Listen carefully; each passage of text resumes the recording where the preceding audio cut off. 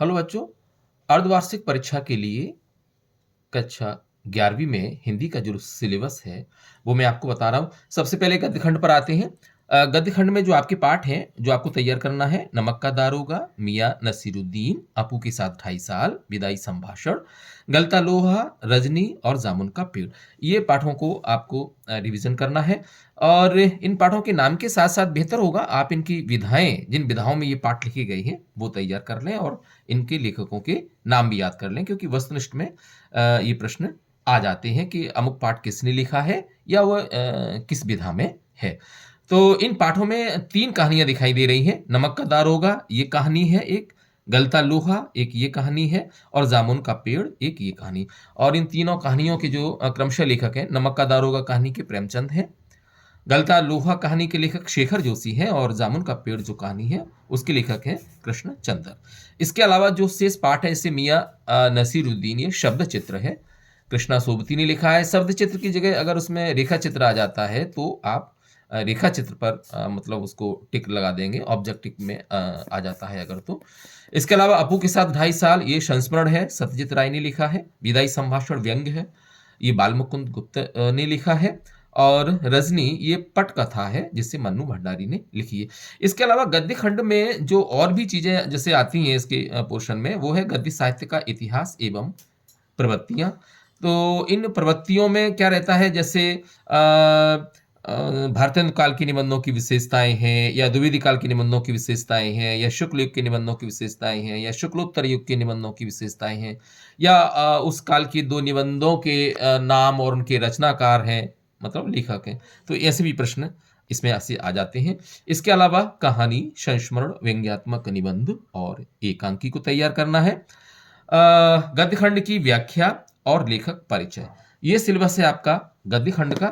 इसी प्रकार से अब अपन थोड़ा सा देख रहे हैं पद्य खंड पर। पद्य खंड में जो पाठ है वो एक तो है कबीर, जिसमें पद है इनका हम तो एक एक करी जाना, मीरा का है मेरे तो गिरिधर गोपाल, भवानी प्रसाद मिश्र का घर की याद पाठ है, त्रिलोचन का चंपा काले काले अक्षर नहीं चिंती पाठ है, दुष्यंत कुमार की गजल है और अक्क महादेवी के जो 2 इसमें काव्य खंड है, एक तो हे भूख मत मचल और हे मेरे जूही के फूल जैसे ईश्वर। ये पाठों के आपको रिवीजन करना है। और इसके अलावा पद्य साहित्य का इतिहास एवं प्रवृत्तियां, तो पद्य साहित्य का इतिहास एवं प्रवृत्तियों में आपके जो वीर गाथा काल है उसकी विशेषताएं, भक्ति काल की विशेषताएं, रीत काल की विशेषताएं, आधुनिक काल में जो काव्य है जैसे आपका छायावाद है, आपका प्रगतिवाद है और प्रयोगवाद है और नई कविता है।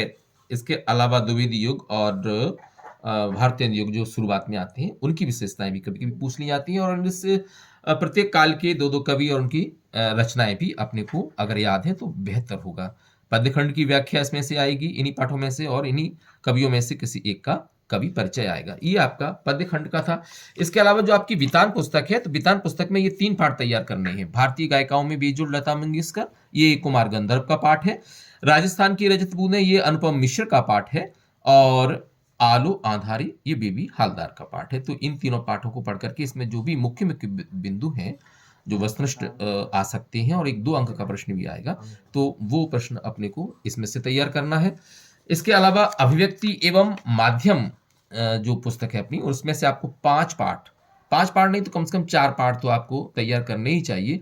जनसंचार माध्यम, पत्रकारिता की विविध आयाम, डायरी लिखने की कला, कथा, पटकथा, और 5वां है कार्यालयी लेखन और प्रक्रिया। लेकिन कम से कम इसमें 4 पाठ तो अपने को अवश्य ही तैयार कर लेने चाहिए। इसके बाद अपन आते हैं व्याकरण प्रभाग पर। तो व्याकरण में आप देख पा रहे होंगे काव्य की भेद, जिसमें प्रबंध एवं मुक्तक काव्य में अंतर और उनकी जो परिभाषाएं हैं, और कुछ प्रबंध काव्यों के नाम, उनके जैसे प्रबंध काव्यों के नाम माने महाकाव्यों के नाम आप तैयार कर लीजिएगा और उनके रचनाकार। इसी प्रकार से मुक्तक काव्य तैयार कर लेंगे। शब्द गुण में माधुर्य गुण, प्रसाद गुण, ओज गुण की परिभाषाएं और उदाहरण तैयार करेंगे। शब्द शक्ति में अभिधा, लक्षणा, व्यंजना शब्द शक्ति की परिभाषाएं और उदाहरण तैयार करेंगे। अलंकार में वक्रोक्ति अलंकार, विशेषोक्ति अलंकार, दृष्टांत अलंकार और उदाहरण अलंकार तैयार करेंगे। छंद में रोला, मुक्तक छंद और गजल, इनकी परिभाषाएं और इनके उदाहरण तैयार कर लेंगे। बिंब विधान में दृश्य बिंब, श्रव्य बिंब, विचार बिंब और भाव बिंब की परिभाषाएं और उदाहरण स्वरूप बाकी तैयार कर लेंगे। रस में रस की परिभाषा, रस के 4 जो अंग हैं वो, और रस और उनके स्थायी भाव। और इसके अलावा ये जो 4 रस मैंने यहाँ बताए हैं, श्रृंगार रस, हास्य रस, वीर रस और शांत रस, कम से कम इन 4 रसों की अपने को परिभाषाएँ और इनके एग्ज़ाम्पल ज़रूर याद होने चाहिए। इसके अलावा शब्द युग्म में पुनरुक्त शब्द युग्म, सजातीय शब्द युग्म, समानार्थक, विपरीतार्थक, सार्थक, निरर्थक और निरर्थक शब्द युग्म। ये शब्द युग्म 6 प्रकार के होते हैं, 1, 2, 3, 4, 5, 6। तो इनकी छोटी-छोटी परिभाषाएँ हैं और 3-3 शब्दों के आप उदाहरण या 4-4 शब्दों के उदाहरण आप देख लेंगे तो उस पैटर्न से आपको मालूम पड़ जाएगा कि देखो ऐसे शब्द सजातीय होते हैं, ऐसे शब्द समानार्थक होते हैं, ऐसे शब्द विपरीतार्थक होते हैं। इसके अलावा अगला है शब्दों के प्रकार, तो इसमें क्षेत्रीय शब्द, तकनीकी शब्द और निपात शब्द आपको तैयार करना है। और पेपर को अगर अपन संपूर्ण पेपर को देखें तो उसमें आखिरी में अपठित गद्य और पद्यखंड आता है, जिसमें उसका शीर्षक और कुछ पढ़ कर के कुछ प्रश्नों के उत्तर देने होते हैं।